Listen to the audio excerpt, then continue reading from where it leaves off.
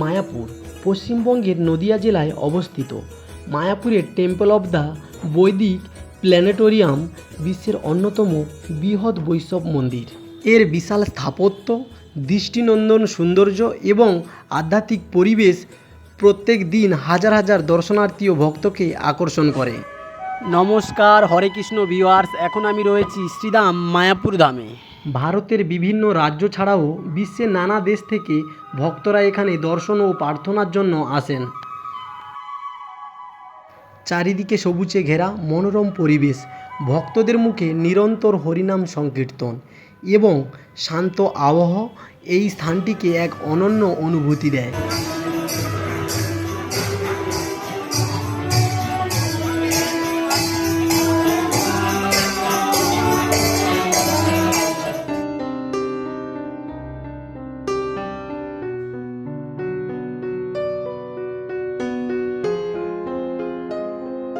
এখানে কিছুক্ষণ সময় কাটালে যেন মনটা শান্তিতে ভরে ওঠে আর সেই অভিজ্ঞতা দীর্ঘদিন মনে থেকে যায়।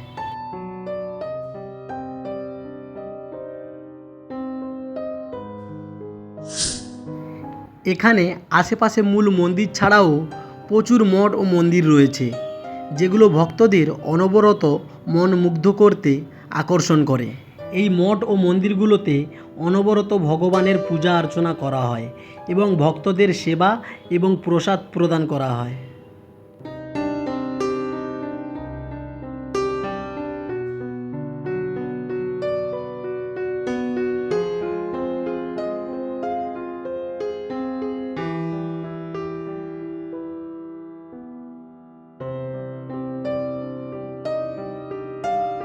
এখানে নিজেদের প্রয়োজনীয় মতন জিনিসপত্র কেনার জন্যে প্রচুর দোকান রয়েছে, যেখানে নিজেদের প্রয়োজনীয় জিনিসপত্র ছাড়াও ভগবানের জিনিসপত্র কেনার জন্য প্রচুর সুন্দর সুন্দর দোকান রয়েছে, সেখান থেকে কিনতে পারেন। এবং এখানে বিশেষ করে যেটা পাওয়া যায় গীতা নানান ভাষায় পাওয়া যায়, কারণ এখানে দেশ বিদেশ থেকে প্রচুর মানুষ আসে, তাই নানান ভাষায় গীতা বিক্রি হয় এখানে।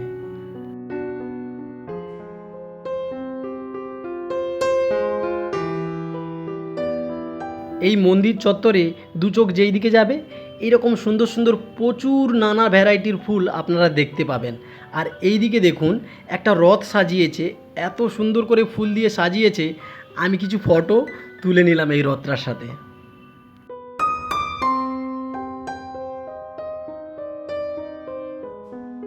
ওই যে বললাম, ভক্তদের প্রসাদ বিতরণের জন্য প্রচুর ভবন রয়েছে, তাই আমিও চলে আসলাম গদা ভবনে। আর এই দেখো কত সুন্দর করে সাজিয়ে পরিপাটি করে খেতে দিয়েছে। এখানে প্রচুর মানুষ বসে একসাথে খেতে পারে, সেই রকম ব্যবস্থাও রয়েছে। খাওয়া দাওয়া শেষ করে প্রকৃতির মাঝখান দিয়ে হেঁটে চললাম গোশালার উদ্দেশ্যে। আর গোশালা যেতে যেতে দেখো কত সুন্দর একটা গরুর গাড়ি চোখে পড়লো। মাত্র 10 টাকার বিনিময়ে আপনি এই মায়াপুর মন্দির চত্বর ঘুরে বেড়াতে পারবেন এই রকম গরুর গাড়িতে করে।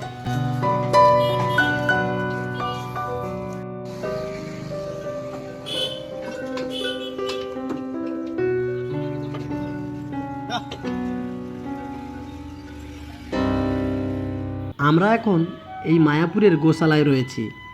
হিন্দু ধর্মে গরুকে অত্যন্ত পবিত্র ও শ্রদ্ধার প্রতীক হিসেবে মানা হয়, তাই এখানে গরুগুলো যত্ন নেওয়ার জন্য সুন্দর ও পরিচ্ছন্ন একটি গোয়াল তৈরি করা হয়েছে। মায়াপুরে এসে শুধু মন্দির দর্শন নয়, এই গোশালাও অনেক দর্শনার্থীর আকর্ষণের একটি গুরুত্বপূর্ণ অংশ। এখানে এসে মানুষ প্রকৃতি ও প্রাণীর আধ্যাত্মিকতার এক সুন্দর মিলন অনুভব করতে পারবেন।